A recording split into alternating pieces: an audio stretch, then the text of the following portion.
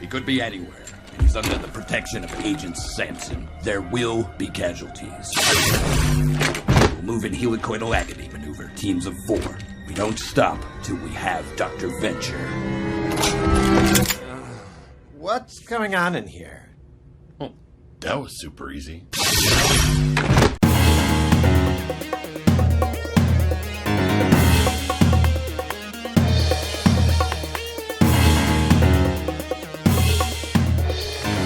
Oh, boy. So, hi. Welcome to Venture Bros. Venture Brothers podcast, where we're talking about the Venture Brothers. So sad. And now we've talked about the Venture Brothers. We have completed everything that exists. Well, very nearly. We probably actually talk about today's episode, Yeah. and then we will. But I mean, we've begun to complete. Yeah. To think that just like, what, a year and a half, 2 years ago, this started with, hey, Nick, do you want to do a podcast? And now Nick's not even here anymore. And he's had a kid. And he's had a kid. And I've had a kid. And I've had a kid. Matt, slacking off over there in England. Hey, I met you guys because of this podcast. That is true. So much I am has here changed. because of this podcast. I am writing articles for you because of this podcast. You I'm didn't coming back to exist LA in before March. this. In, From look, our point of it is view. March. I'm coming back in a few weeks. It's kind of insane. So much has changed from, hey, Nick, you like Venture Brothers. I like Venture Brothers. You used to be on After the Hype because we started that show together, and then you just disappeared. So let's do Venture Brothers. And then he just fucking disappeared again. I should stop doing podcasts with Nick. He had a very good reason to disappear this time, and he would absolutely love to be here for this episode today. So I'll stop shitting on Nick. We all love Nick, and we're very happy for him and his new baby. I mean, it's crazy for me. I don't know if I've ever actually told this story on the podcast, and you can cut it out if you want, but I'm going to I feel like you have, but it's a good story, and you know. So, I got into listening to podcasts through a friend of mine that I worked with, and I started listening to like a lot of different podcasts. And then one day I was all up to date with all those podcasts, and I was like, I don't want to go back to listen to music to and from work because I'm enjoying listening to podcasts. So I just started searching for stuff that I'd watched, and the last thing I'd watched that morning was an episode of The Venture Brothers. So that's the first thing that popped into my mind. And I searched for podcasts about The Venture Brothers, and you'd done, I think, 6 episodes at this point. And I downloaded the first one, listened to it, loved it, downloaded all the other ones and listened to all those. And then from that, started listening to After the Hype, listened to your Bullet episode, reached out about that, and then started doing research notes on a couple of podcasts for you. Then I ended up writing articles, and then I ended up on the podcast, and then I ended up going to Los Angeles and being on After the Hype, and yeah, it's the weird spiral thing that like just on a whim. Would have made more sense. Yeah, sorry. I said, yeah, you ended up on After the Hype, but not Venture Brothers, because that didn't line up time-wise, although it would have made more sense. Yeah. But it was that weird snowball thing of like, you know, just randomly one morning on the way to work searching for podcasts about the Venture Brothers. And luckily, although I think you have told this story either on After the Hype or on Venture Brothers before, no one else has tried to recreate that. Not that I'm inviting you to do that, although I do always encourage people to reach out, but it is kind of like the first time I let that story on air, I'm like, this could be a problem. But let's just see what happens. And now I'm feeling pretty confident that, because we've had many fans reach out, and we've included some of their stories. I've even posted a few other articles. It's been a lot of fun. Matt was just the first. Well, Matt and Brok were right around the same time. Yeah. Because Brok reached out similar, just like, hey, I love your show. Anything I can do to help, please let me know. Yeah. You're like, we need notes. We don't know what we're doing. Notes sound wonderful. We're doing the best we can, but whew. God, Graham's breakdowns. Oh. And luckily with Brock's notes, they stayed horrible. But we're much more on topic. That's true. I mean, we did have to cut out 2 hours from the last one. Well, that's true. I mean, yeah. get cool sound 2 hours to effects. break down a 20-minute episode, Graham, though. Come on. There's a lot of detail. I was going cell by cell. It showed. And it didn't help with Brian making lightsaber noises. I mean, that was so much fun. And I'm pretty sure no one enjoyed it, but I had a lot of fun. I did. I was pissing myself laughing on the way to work, hearing that. Like, because every time we finish something, you just hear just... Wom, wom, wom. It's a very subtle lightsaber. Anyhow, let's do this. Let's talk about the last episode. Oh shit, I forgot. The one last thing that I have to mention before we start doing is I want to tease our next show. It's a very important thing. And I'll just say this. So when I was watching this episode today, the Saphrax Protocol, not today, yesterday, and I was getting ready to, watch the final episode of the season, a little upset, a little sad, because that means that the Venture Bros will have to take a long hiatus until season 8 ever happens. And I'm like, man, it's just such a bummer. I'm excited that we're doing another show at some point. And then, as if it was meant to be, Hulu started autoplaying our next show, which I couldn't believe it. And it was just like, how the fuck? Like, that is... They're listening. They're listening. It's I'm just going to say it's just listening. They're just it's like, well, we know you need to start prepping this show. So they just started playing Frisky Dingo. And wait, oh no, I just said the name of the show! Oh my god! It's alright, you can bleep it out, can't you? No, I'm just going to leave it in. The next show will be Frisky Dingo. What? And I'm very, very excited. I've even, I think, told somebody who reached out, like, hey, you guys should do Frisky Dingo. I'm like, yeah, I'd love to, but I'm honestly not sure if it's going to work, so maybe not. So I honestly, if you're the person who reached out, I wasn't lying at the time. Yeah. At the time, I thought the show was going to be the MCU universe. That's where I thought we were going. We're going to do everything in Marvel. And then the co-host and I, just like the one that was talking the most, we just couldn't really see, we couldn't line up time-wise, and it just wasn't working. And then the more I started thinking about Frisky Dingo, the more I wanted to do Frisky Dingo. So MCU might still happen at some point down the line, but it's not the next show, and it's not even the show after that, which I also have planned. But I'm not going to mention that one. But so the next show will be Frisky Dingo. The name of our new show, which will be Venture Brothers Presents, so that you don't have to change feeds, because I don't like having to do that when other shows change stuff, so we'll do the same thing. So it'll be Venture Brothers Presents, in quotations. Welcome to You Are Doom, the Frisky Dingo podcast. And I am very excited. Very excited. After the Hype presents, Venture Brothers presents, Welcome to Doom. Yeah, we're going to leave the After the Hype part out. You're just on the HH network. And we're even going to leave the Venture Brothers Presents part out, but that's just so we don't... That's more for us money-wise, so we don't have to change too much stuff. And so that you don't have to find a new feed, because that sounds like a pain in the ass, too. We don't want to lose people. So it's really it's a win-win. As far as we're not changing channels, you don't have to change anything. Don't touch that dial. Boom. Sorry. Boosh. How dare I? So that'll be soon-ish. But before we do that, we should finish Venture Brothers, and we have 2 episodes left of Venture Brothers, 1 episode of the TV series, 2 episodes left of our podcast. Let's get started. Saphrax Protocol. Matt, you have drawn the honors of the final episode breakdown. Can you dive into it really quick for us? I can do, yes. So, the guild kidnapped Rusty for him to take part in a ritual that for the monarch to be given level 10 guild's villain status. Whilst he's been held, they send wave after wave of blackout operatives to keep Brok occupied. Brok, having been bored shitless for a while, relishes this opportunity to hunt and kill. Meanwhile, Dean is in a coma. No, I wrote that down wrong. No, it is Dean. Cut that out. No. The other one. It's still Hank in the coma. It's the other. Oh, brother. fucking hell, it is, isn't it? Oh, for God's sake. Leaving that in. Dean is there. Dean's reading a list to the coma Hank. Of why he's the worst brother. To the Barbarella Empire Strikes Back coma Hank Crossover. The thing is though, I was like, when I was writing this down, I'd done that and got written Dean when I meant Hank later on as well. I'm like, no, it's not fucking Dean, it's Hank. Oh, for fuck's sake. Anyway. You still got this. You can still do it. Come on. And then what happens? It's turning into a Graham. It's so easy to become a Graham. The last episode and I fucked it up. I ruined it. I'll let you down, guys. Well, at least you admit it. But anyhow, finish the breakdown. While we're still here. One. Meanwhile, Hank is in a coma in a world that is a mixture of Barbarella and Empire Strikes Back, with the Action Man and later Phage. Whilst he's in a coma, Dean lists off every reason why he's a crap brother.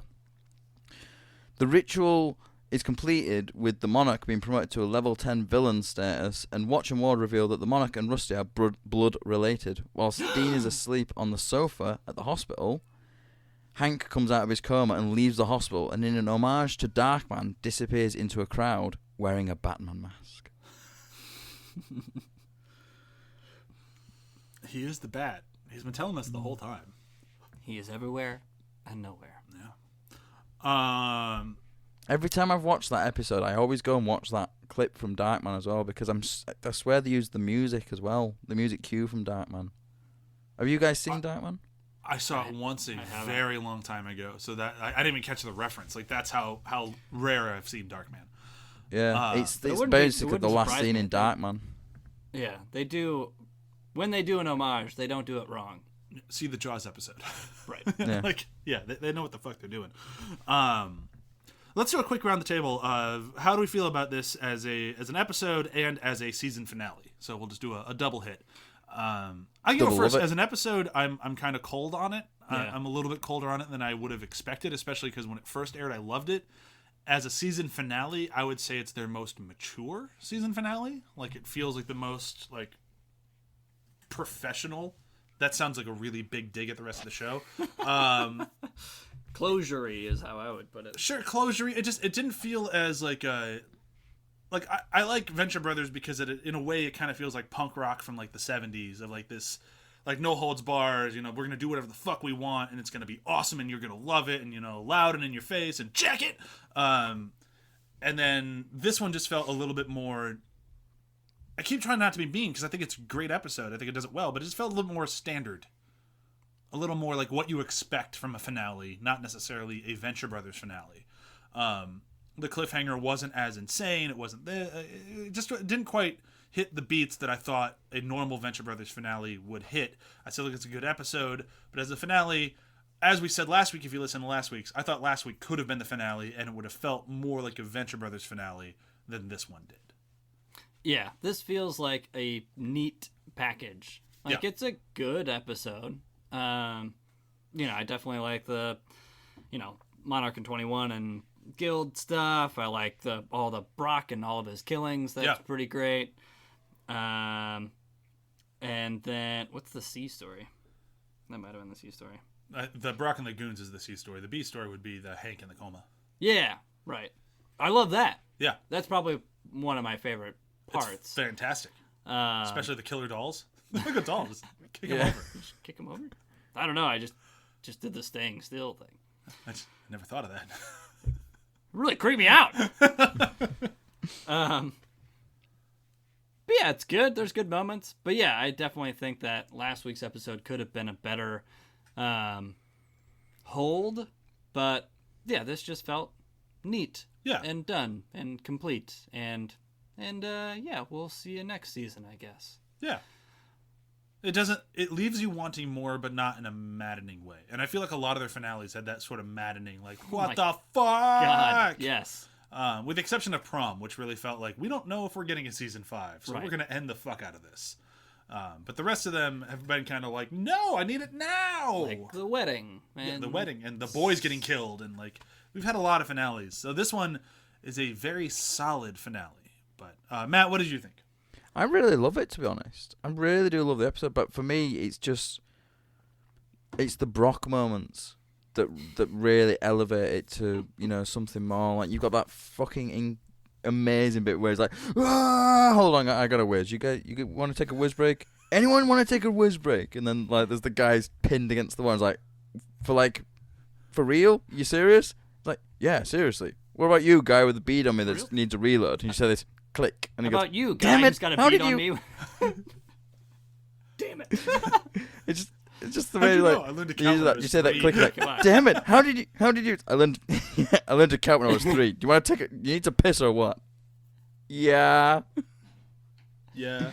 I just love all of that. And it's like, you know, the bit where the guy shoots him and he goes flying off the table and he gets back up and the guy's like, what are you? He's like, I'm going to stick this sword, and then he bites on the suicide tablet and he's like, oh, suicide, that's cheating. Like, Brok was It's just the so Brok happy that to kill we've- Crazy Rampage. yeah. But And that's it's kind just, of the like that it's whole kind of, that whole speech he does into the not megaphone, Jesus Christ, you know the system. speakers PA around the system, yeah. building. PA system, yeah. Yeah. Where he's like basically saying like, I've been really bored lately and will enjoy the shit out of this. But that's kind And of my point, though. It's like, yeah, I mean, it's great. It's wonderful. I love it. I love that second most to the coma sequence. But that's about, like, that's not the full thing. Like, if those are the best bits of the episode, it's like, which is great. I love being a part of them. Yeah. But there is the other part of the episode, which is also good and informative, but kind of like what you were saying. It's like more mature, more kind of not elaborate storytelling. It's just chronological storytelling of this thing, which is great. The Saphrax stuff is hilarious. I was going to say the Saphrax stuff for last before we dive too deep into Right. that. But it's kind of flat. You're like, okay, now I'm getting Yeah, just more information about the guild and how they conduct themselves and moving on. And that's the same thing with like the Brok sequence, which is hysterical. And it's like exactly what Matt said. It's the Brok we've been waiting for this whole season. And it's so good to get that like season 1 Brok back. But at the same time, like what story is that? Like even from watching Ward's perspective, it's like, here comes another one. Oh, this one's got a note on it. Like it's like, and that's what 5 total minutes of screen time. yeah, and it's awesome. It's great. But as far as like a season finale, where like every other season finale we've had, or even like I'll even count all this Gargantua 2 and like the season finales, all of them, every moment for the most part counts. Right. It's all very important. And this one feels to have a lot more fun, which is great. But it doesn't kind of have that this is as important thing. So that's I feel like I'm kind of taken back from the more mature answer. But like that's there's just something that I feel like kind of holds us back from being the best finale while still being a very good finale and more of a mature, like we're not going to leave so many loose threads. Like we're going to really button this up. So it's good, but at the same time, not 100% what I wanted from it. Yeah, I have to admit, I do agree with you on the Saphrax stuff. To be fair, the Saphrax stuff is for me the weakest part of it because I always watch these episodes twice if I can, at least twice if I can help it in preparation, just because I want to be as 100% clear on remembering stuff. And I remember the second time around I was watching this one, when it was the Saphrax stuff, I was just thinking, I wanted it to move on to like the next bit. Because it was just a bit. It's funny, but it's. I don't know. I can't put my finger on it. There was just something that was like It overstayed its welcome. Just wanted it to just get onto the next bit. It filled up too much of the episode. Like it was clearly, I think, in their heads the A story, because this is the Monarch finally getting what he's wanted from the beginning of this season. Really, since the beginning of Sheila becoming as high up in the guild as she has, like he's finally able to arch adventure again. Finally. So this should be that huge moment, but with the whole them doing it with the, I guess we'll just talk about Saphrax now because we'll save the dream world for last. But because they did it in this way of trying to teach about the first man to turn a grudge into a career, which is awesome, but it didn't feel like the right place for that story. Like it's a really cool way to like promote somebody to being as high up as they can get in the guild is through this very elaborate show that feels very not OSI. It does kind of feel OSI too, but it feels very guild like. Absolutely. Like all of that really tracks. It's just like it just didn't feel like the right time for this info. Like does that make sense? I don't know. It does feel like the right time because I don't know when else you would ever witness it like this, and it does feel like a momentous thing to be there with the Monarch and 21. But it, like, I don't know. There's just something about it. It's like it just falls flat. Like we said, it's like, okay, yeah, I get it. Move on. And there's like even good, one-liners and stuff like that. Amazing. Red Mantle in this sequence is amazing. Yeah. And I mean, even just having everybody there, just all with when everyone chimes in on Elphys, I'll get there in a second. But it feels great, and it feels, I don't want to say epic, but it feels like a celebration that it should be. But I'm like, Yeah, but something else, please. Yeah. Or move on, or let's get back to Brok, or let's get back to the coma. Yeah. And so, See, I think like what you were saying about last week's being more like a finale is it could have been this sort of thing of like they could have done this episode first and had, you know, the ritual, going through all the ritual thing, and then that mission that they went on could be the first thing that, like, the way of them sealing it completely as this is your first official mission as a level 10, and then you can venture after that. You'd like flip the episodes around, like just play a little bit with the story that way, and it would have been the better finale. Yeah, I think there easily could have been a different way to stack this. It It would have been tough. And it would have been tough, and it would have been weird because like the way they got the level 10 was because they did the thing. They essentially shut down the Peril Partnership, and that got them level 10. Yeah. So yeah, I see what you mean, Matt, and I don't think you're wrong. I feel like this was probably the best way they could have done it. It just unfortunately left the Monarchs finale a little lackluster-y, and then it kind of had the same sort of deal that we had. Was it season 2, season 3, where like the last thing is Sheila's gonna like, I need to tell you this one thing. Season 2. Yeah. And then we did kind of a harken back to that here, which is cool. I like that, but at the same time, it just kind of felt, I don't know. It didn't, because we all knew that. Yeah, I mean, we've known for years now. It's one of those things where like the Monarchs, that reaction from the Monarch is a little like, how did you not know? Yeah. I mean, like, if you look at it as like a season finale, you've got Rusty spends it all tied up. Mm-hmm.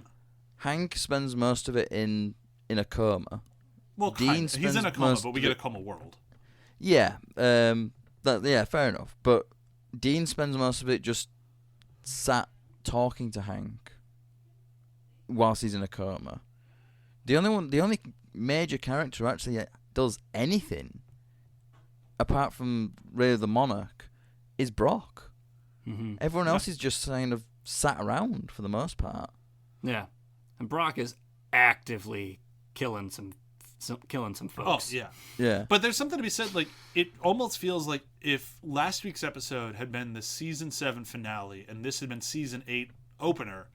Right. It or like wouldn't, teaser like, or something, yeah. Yeah, or like in between episode, or even 0-0. Yeah. even 8 episode 1. I mean, it wouldn't have been the most explosive episode 1, but this would be setting the stage for every storyline coming up, and it wouldn't feel like a cliffhanger episode. Like, oh, okay, so now we're starting season 8. Yeah, we're starting with a status of like this is Yeah, and I think that in a way, like, I go back and forth on it in my head. Like, was it smarter to just end season 7 with like, all right, so we're just gonna end it with where we want to start season 8. Like, we don't want to have to clean up any of these loose ends, so we'll just take care of the loose ends, leave you with a very light cliffhanger of Hank's okay, he's gonna go start figuring out who he is.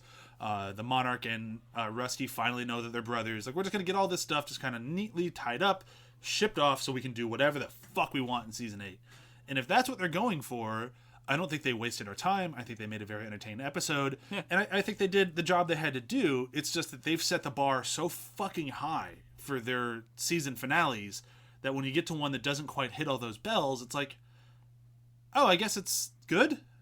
right. Yeah. Especially in this season. Yeah. Like all the episodes have been like awesome. Yeah. On compared to every other season, this has been a very action-packed, very history-packed, very tying things up, putting stuff in neat packages, a lot of some fan service stuff, and it's been a very eventful season. Yeah.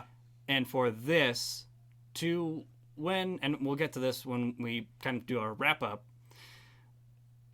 for this to be a not great episode, right? Yeah. Would be considered this season a not good episode, but compared to all of the other seasons, holy crap. Yeah. There's a lot of stuff that happens here. We get a lot of answers, and we get a lot of movement forward in further directions. Yeah. And so to their credit of this season, it's pretty amazing. Yeah. But compared to itself of the quality and the caliber that we've expected, Yeah, it's one of those where it's like I don't think it's the worst of this season, I wouldn't say. no. Because it's not a bad episode. It's just not quite as explosive as I like these finales to be. Right. I think the one of the problems with it is they do this major reveal that, Rusty and the Monarch are brothers, essentially. But anyone who's really been paying attention already knew that.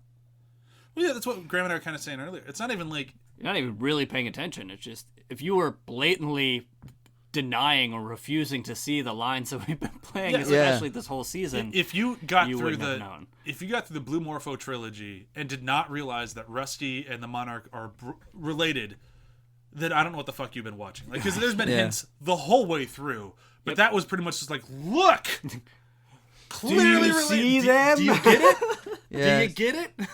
It's, So it's just that weird thing of like that being like a very major, like it's the last scene before the end credits is, him being told it is his brother, and he goes, "Are you kidding me?"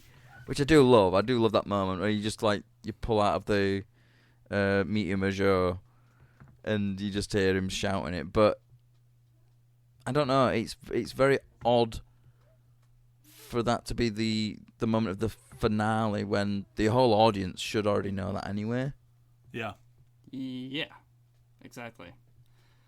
Let's talk a little bit about Coma Land, because if there's anything in this episode that hits all my boxes of I want the season finale to be something I've never seen before, Coma Land both spectacularly fails and succeeds at the same time. Of I've seen all of this, but it's so awesome to see it here.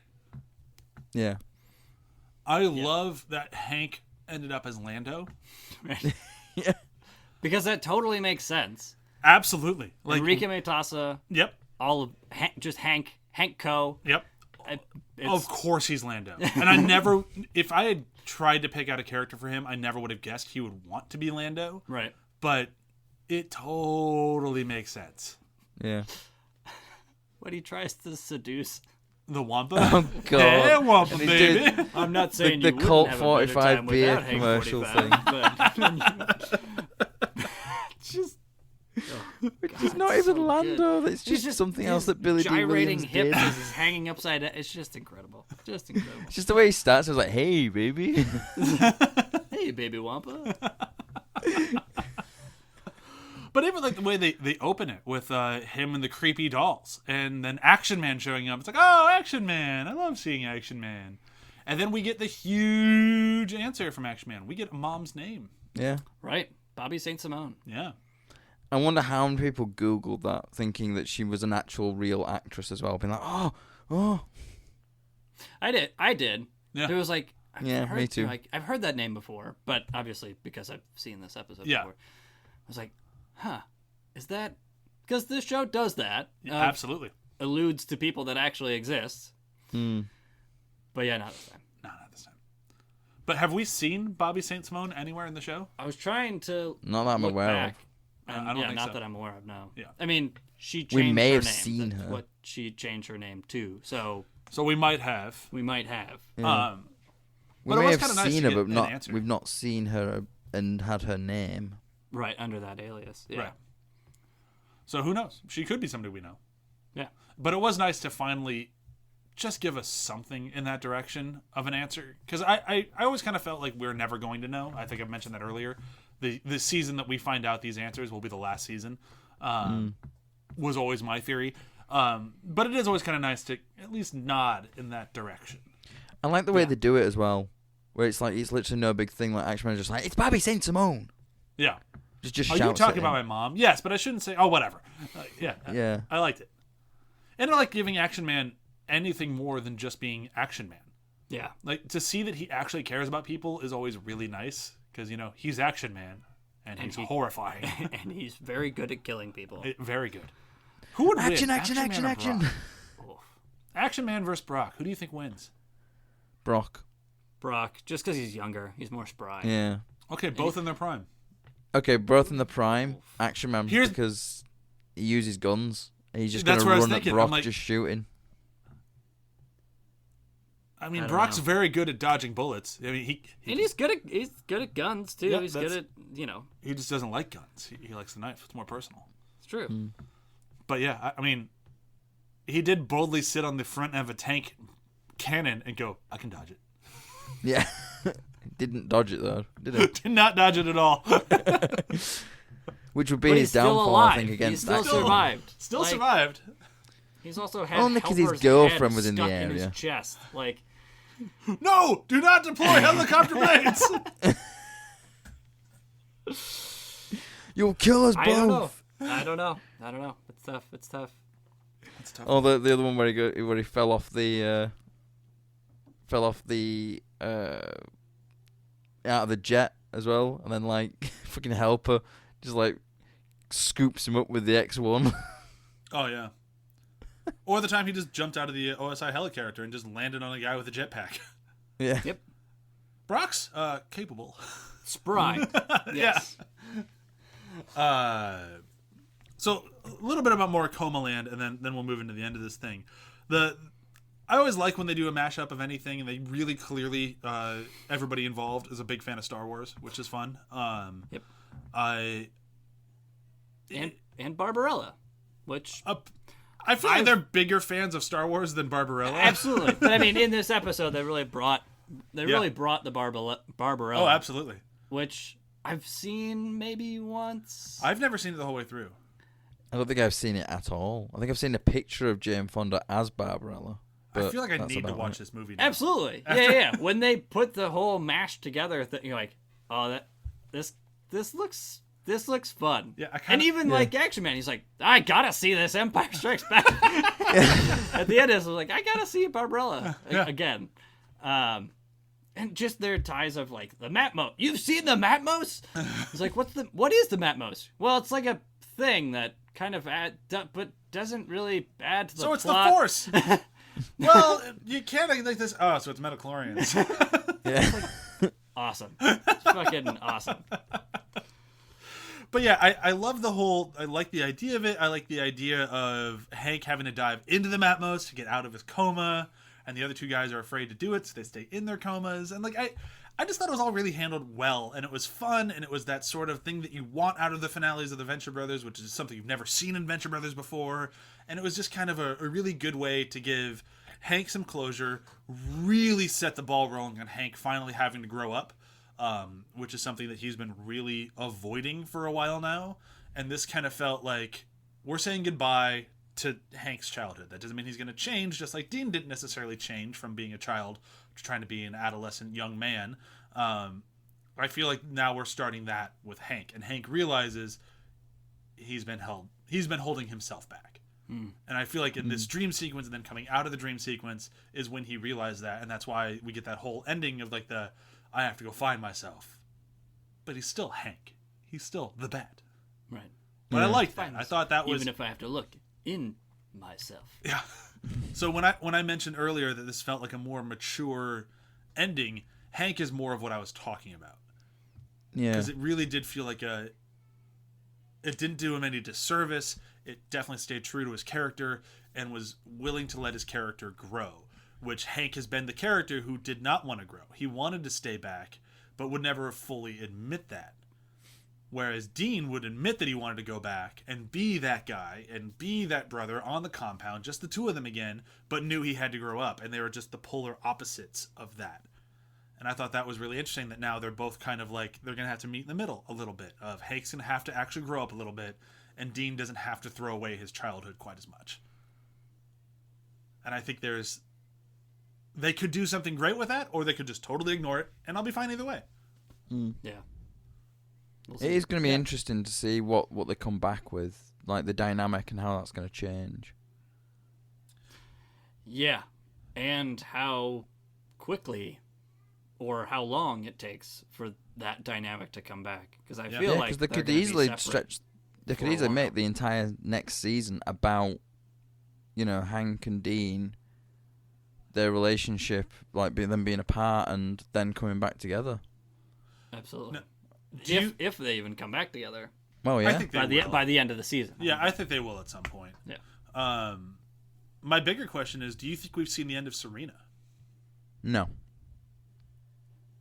I don't. No, know. I think she'll still be around. I think she won't be with Hank, and I don't think she will actually be with Dean Serena's either.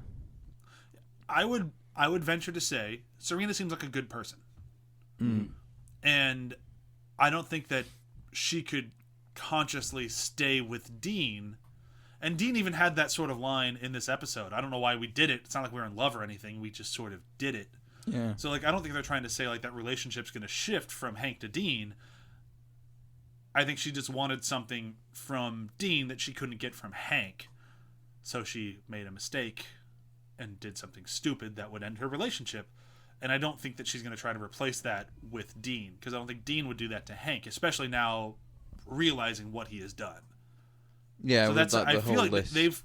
they've set this up well enough where if we never see Serena again, it would make sense. It'd be unfortunate because I love Serena. I think she's a great character. But if we never see her again, I don't think that would be like a disservice to her either. I would like to see her get a better send-off than cheating on Hank and then disappearing into the snow, but... Yeah. No, I agree. But I can also see how, like you said, they kind of mature after this to where even though Dean says, you're like, well, it's not like we're in love or anything. It's like, yeah, at that moment, yeah, you may not have been, but clearly you had some sort of connection. Yeah. And you're a good person. She's a good person. Yeah. I mean, there's that old thing. It's not an old thing, but it's like that whole thing of like, people who just get together for like a one-off thing, and then someone catches feelings, and it changes that dynamic, and you sort of that things like, well, we're not in love, but then all of a sudden, having done that physical act, you start to get those kind of feelings. And wouldn't it be interesting to see Dean on the receiving end of puppy dog love? Mm-hmm. Yeah. Especially given that that's how we're introduced to Dean, is Triana. Right. Yeah. And now if he's on the other side of that, there could be something very interesting there of like, no, we can't be together because of my brother. Well, Hank's gone. He could come back. Not even he could. Dean would be like, he's coming back. Yeah. Yeah. Yeah. So there really could be something interesting there. So maybe we haven't seen the end of her. Yeah. That's why I'm like, I could go either way. Yeah. Of like, if she were to be sent off, yeah, I'd be okay with it. Because I would totally understand. I'm like, she's an adult, right? Yeah. She understands.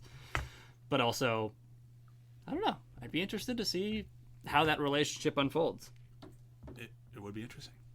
I think we've said pretty much everything we can say about this episode. Right? Yeah. Cool. Sure. So let's move into our most Venture Brothers moment. I can go. I can go, but I don't want to use a Brok moment because Brok feels like the most obvious ones, and I have a feeling that somebody else will use a Brok moment. So I will hold off on Brok. We'll go ahead. I'm going to go with the moment that we've kind of shat on this whole time. The whole Saphrax thing. Oh, yeah. Because that's a very Venture Brothery thing. I don't think I will ever see that in any other show ever recreated. And there are some amazing one-liners in that thing. But I think You're touching poop? it's pretty gruesome. I wouldn't do it. Is when they all in unison, when after Altheus makes Sheila turn around, right? Yeah. And then they all in unison go, Altheus, the father of Made You Look, is fucking incredible. I had to pause it numerous times for whenever they would all, Saphrax or whatever, the father of, or the creator of, or the master of. It's just, God, it's so fucking ridiculous. And those were really good moments. They absolutely were. Fuck. Well, that was my backup. So, Well, I was trying to avoid. I was Here, gonna Matt, go. Matt, why Brok don't you go again. ahead? I was gonna go everything with Brok, but Yep. No, you can do that. That's totally fine. well, no, but like it was like in terms of like Venture Brothers moments. What Graham said then just reminded me of another bit in that whole Saphrax thing, and it's the sort of it's the bit where the Monarch and 21 are basically going, "Fuck you guys, we're out." I don't want to be like a villain. I don't want to like do this without my best friend. I just think it's a really lovely moment, and I can't imagine anywhere else where you'd have these people who, these two characters who basically be like, "Nah, fuck it, I'm completely out of this whole organization because you're just completely screwing this is not what I was expecting. And then for him to be like, yes, you passed the test and everything like that. I think it's a really nice moment though, and it shows how close their bond has become. I also just like, I love that they both call each other their best friends. Yeah. I just want to help my best friend. And even Monarch says, my best friend. Like, I love that they finally just acknowledge it. Yeah, you promote my best friend to a villain. We've had we've had quite a few moments in this season alone with Gary, and a very sincere moment with somebody else. It was Sheila, I think, both times, but like a very sincere, like, oh, they're just friends. And we never really got that with him and the Monarch, and this was the closest we got. It was in a very ridiculous situation, right? But it was also very sincere and about the relationship. So. Even last episode, because they kind of put them at odds in a funny way. It's like, wait, that's your wallet? Yeah. Ladies' wallet. I gave you a ladies' wallet. $200 wallet. We talk about this later? It was a ladies' wallet. You bought me a ladies' wallet. It was teal. You said you loved it. I just love the way he says that. It's a ladies' wallet. You bought me a ladies' wallet. That's so good. All right, so after all of that is said and done, I gotta go. I have to imagine this could only happen in a Venture Brothers show, but I guess it could happen elsewhere because it kind of did. I gotta go with the moment that Hank sees Action Man in the Barbarella Empire Strikes Back world with the crazy evil dolls. And he's like, don't move! They can only see you if you move! He's like, they're just dolls. Can I just kick him over? Oh, I didn't really think of that. And then Hank just casually walks through them. And they just kind of And they all just fall as well. I love that. They just all collapse. And it's just, the mouth is just opening and closing. Just, It's really creepy. Okay, Action Man. And what does that say about Action Man if that's what scares him? Yeah, right? Well, it's got to be something. It's got to be something. I mean, to be fair, those afraid of dolls something. did look pretty creepy. It's very true. I did just want to say, just like, not like I got to the end of my notes and I remembered that I wanted to say this earlier. Oh, sure. But, could you imagine the look on Hatred's face when he gets back to Ventec Tower and finds all of these people dead? Brock dressed up as a samurai. Well, no, Brok was sending the bodies back to the more so that teleporter. Brock's dressed up as a samurai, there's blood fucking everywhere, Right. And no bodies. And no bodies, true, absolutely. That's worse. I think the What fact the there's no fuck bodies. happened? What did I miss? It's chugging through a teleporter. I love as well that bit where the one where he sends the body through with the note attached, and you just see the pile of bodies around the teleporter. And watching War just be like, oh, great, there's another one. Yeah. Oh, I also like that we totally forgot to mention that the guy in the last week's episode in the Peril Partnership stole Watching Ward's eyepiece because he had an extra one on his head. Oh, I missed that. Yep. Watching Ward, they're fantastic. Yeah. So that's it for this episode. And usually when you get to a season finale episode, we'll have a whole bunch of stuff that we'll do. We'll do favorite episode, favorite line. This season will be favorite Venture Brother-y moment.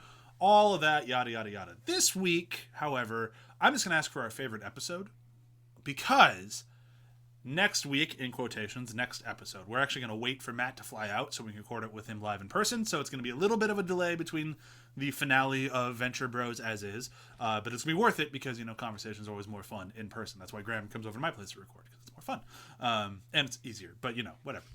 Win-win. So for this episode, we're just going to say favorite episode. Next episode, though, we're going to go over the whole fucking series, and we're going to have a whole bunch of lists and stuff, and we're going to dive into why Venture Brothers was so much fun to go back through from the beginning. And that was just my little pitch there for the final episode of Venture Bros, why I gave these guys a moment to look up best episodes, because I did not tell them this was coming. And it will be 3 hours long. Hopefully you both were looking up episodes while I was talking. But I can go first. We were doing what now, sorry? We're going to say our favorite episodes of Season 7.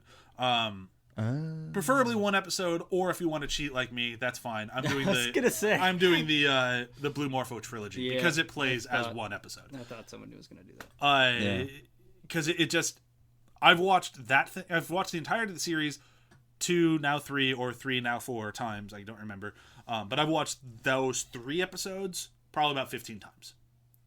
Because it's just so fucking good. It's funny. The story's great. The answers are great. All of it just works. I love it. And that's what I'd say out of the entirety of season 7, the first 3 was my favorite part of all of it. And season 7 is a very, very strong season. So that's saying something.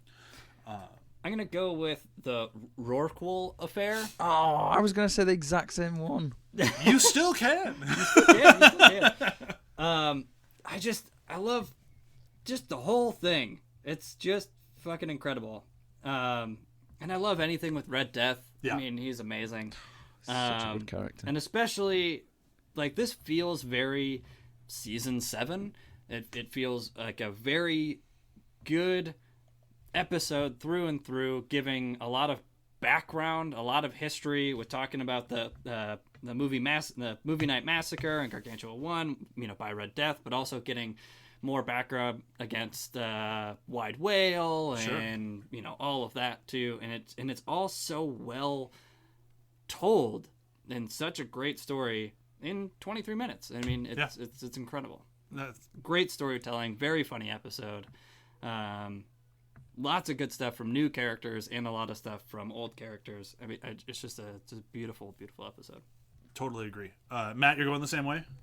Yeah, so for me, it's the Morphic trilogy is just the best part of the season, I think. And I do think the Rorqual Affair is the strongest part of that, and it's kind of like, because it's got that, that Empire Strikes Back sort of feeling of it, of, this is the meat of the story in some ways. Like, you've got the beginning and the end, which are great, but then you've got the middle where it can just play a little bit more. And in playing a little bit more, it's a much more fun episode. And it's got my favourite exchange, between Dr. Mrs. the Monarch and Red Death. If I can get you that seat and save the Monarch without killing another villain, will you help us? I very much like to kill. We get to break into an OSI dummy corp and kill. I just fucking love it. I just love that the look on his face and just the deadpan way he just goes and kill. It's so good. It cracks me up. So good. I try and use that whenever I can. Ah! Oh, hello. Yeah. How long do we have till they wake up? The whole thing, like that, just Red Deaths. All the scenes with Red Death are just gold. Yeah. And it's The gold very end, on you're top like, of gold, because all the here's other a stuff is thing. just Yeah. gold in it It as looks well. like the building across the street is trying to run away. Perfect. Just here's the thing. Yeah, Here's because a- you've got all the great Jaws references as well, and all that stuff in it. And that's what I mean by it. It's like it's gold on top of gold. So Red Death's moments are just incredible. It's the best parts of the episode, and they are gold. But it's also everything else in that episode is gold as well. There's not one bit in that episode where when I'm watching, I'm like, oh, if I could skip this, I would. Totally agree. Just like Steve and Dave Killsock. An insane little thing. It's just, yeah. Great. It's great. Go back to our episode and listen to me gush about it more if you want. Yeah. Yeah, we have a whole half hour of it. Yeah. So nobody picked Unicorn in Captivity, where there was cartoon nudity? I mean, we all As love I was nudity. scrolling through the list, I did see it and I That's all I thought, got. yeah. Actually, well, I did really like that episode. on Yeah, it's a rewatch. good. It's Yeah, a great yeah. episode. But it for is- me, it was the opening sequence where the pirate walking on the teleporter that gets me. Oh my god. Doc, you've got some very important. Not ready for human testing. God, if only there'd been a fly. Poor pirate. Yep. Those fly apples. Double and triple check for flies. Okay, so again, that was also a really good episode. Season 7's a fucking solid season. Exactly. But that's it. We've done it. We've covered every episode of Venture Brothers So far, that exists. every released episode of Venture Brothers. We've covered them. We've done it. Yep. Took a long time, and it also kind of went by really fucking fast. Life has changed in the meantime. But if you want to hear more about the Venture Brothers experience and what we learned while going through all of it, I'm not sure if Nick will be able to be on that episode. I'm guessing probably not. He still does have a newborn at home. It's very time-consuming to have a newborn at home. But I will try to get some answers from him about some of his favorite stuff. We're going to dive into favorite episodes, favorite characters, favorite seasons, favorite lines, favorite Venture Brothers moments, favorite nicknames if we want to get crazy. Probably not, though, because it'd just be me who remembers them. If I remembers them, I mean, I remember a few of them. But we're going to do a very big send-off to Venture Bros, the Venture Brothers podcast, before we launch. Welcome to You Are Doom. And I am very excited for both the finale of this show and Welcome You Are Doom, because as I mentioned, it just started auto-playing, so I watched like 3 episodes, and god damn it. One, I know every line to that show. Which there aren't that many. No. But the amount of them that are good is incredible. Oh my god. And yes, very excited. It is pure magic. That's our last bowl! We can never go back to Arizona! There's just so much shit that I love from Frisky Dingo. And Do not antagonize. It's not Antagony. wise to antagonize. Antagony. Is that your name? Was Betty Bug Lady already taken? I need to finish This watching. bag Well, is full actually, of no, I rocks. can't because Yeah, they do that to blind people. I can do this all fucking day. And we will. And we will, coming Yeah. up with Welcome to You Are Doom. Matt will be joining full-time for Welcome to You Are Doom. We're very excited to have him on because he does not know the show that well. You've only seen, half the first season? So, yeah, I think I got about halfway through the first season. Something else came up, and I sort of stopped. And then when I was going to start getting back into it, you said, "Don't, Don't. We'll have you as like the cold viewer kind of thing." Yes. And you're the cold viewer that I am 99% sure will enjoy the show, and we're going to try to find a 4th co-host, which I'm working on, who I am not sure if they will like the show or not, because I'm trying to find somebody who's never even fucking heard of it. And that's my goal. It's like, just drop somebody in cold to what I would say is the weirdest show. Weirdest animated show I'm a fan of. Mighty Boosh might have a beaten for live action. Mighty Boosh is so good. We should do a show on Mighty Boosh. I would be That can be so show number 3. excited. But yeah, so Frisky Dingo, Welcome to Your Doom, coming soon-ish. I'm not sure how soon after the finale. I'm probably a week or 2. I don't want to spend too much time with downtime, so we will dive into it as quick as we can. That's all I'm plugging today. We'll let Matt. Is there anything else you want to plug? I finished the first draft run through on my Heat article. Cool. I actually made myself stop, to be honest, because I got to like 5 pages and I was thinking, I need to stop. I could talk more about this, but I need to stop because it's getting ridiculously long, is this article, because my Babylon 5 one was 10 pages. That's 5 seasons of a TV series. This is 1 film and it's 5 pages. It's a good film though, so it's a very fucking good film, and there's so much in it, which is why it's so long. But yeah, I have to rewatch it before I read your article. It's been a long time since I've seen it, but I know I like it. Yeah, I'm really wanting, because it's 25 years old this year, I'm really wanting someone somewhere to do a theatrical one-off release of it. I want to see it in the cinema. I want to see that film. I'm sure they'll do that in America at some point, because we do that fucking all the time. Yeah. On my birthday this year, King Kong, the original, will be in theaters, and I'm so fucking excited. I have to go see a movie on a Monday, cool. which will be weird, but I'm still going because it's fucking King Kong. Something that I'm going to plug this well in advance because it's going to be a while, but in May sometime I'm going to see The Terminator with a live orchestra playing the music. Oh, nice. Oh, that's fun. I've done that for Harry Potter a few times. And Yeah, Jurassic but Park. the first Terminator film Just where both the John score Williams. was... The first Terminator film, though, where the score was synthesizer. Oh, This yeah. Interesting. This is an orchestra. I am very excited about what they're going to do with this. When you said synthesizer, I was just like, oh, maybe Devo will be there. That'd be cool. Everyone likes Devo. No, it's Right? at the Wear London... their hats. What the fucking hell is it called? The London big ass... Philharmonic? No, the big ass concert hall. Albert Hall. It's at the Albert Hall in London. I'm familiar with the Albert Hall. Yeah, it's I go there all the time. Yeah, I was there on Tuesday. Tuesday. What a wonderful day to go to the hall. The hall on Tuesday, man. That's where it's at. That's where all the kids hang. the Albert Hall is like our version of Disney. Madison Square Garden or whatever, or something like that. I've never been to Madison Square Garden. It's Maybe no not alcohol, Madison Square let me Garden, tell because you. that's a sports thing. But like, you know, a big concert. They do a lot of concerts at the Garden. That is more But it's often concerts than But it's sports. nothing like the Madison Cube Garden in Futurama. Oh, I fucking love Another show Futurama. we should do. Oh God, no. That's just too much. That's podcast. It's great. 4. There's a billion Futurama podcasts out there. You want to listen to a show in Futurama? There's probably 10 you can listen to today. But I don't want to listen to one. I want to talk about one. Well, luckily you can do one for Frisky Dingo where there's fucking no podcasts on. So, Fact. So we're breaking new ground in the podcast world, which is tough to do. Yeah, I it should really say there are other shows that talk about it, but not like what we're gonna do. But we've been talking for almost an hour, so I think we should say goodbye. We will see you next time when we say farewell to Venture Brothers. Right there. Touching poop.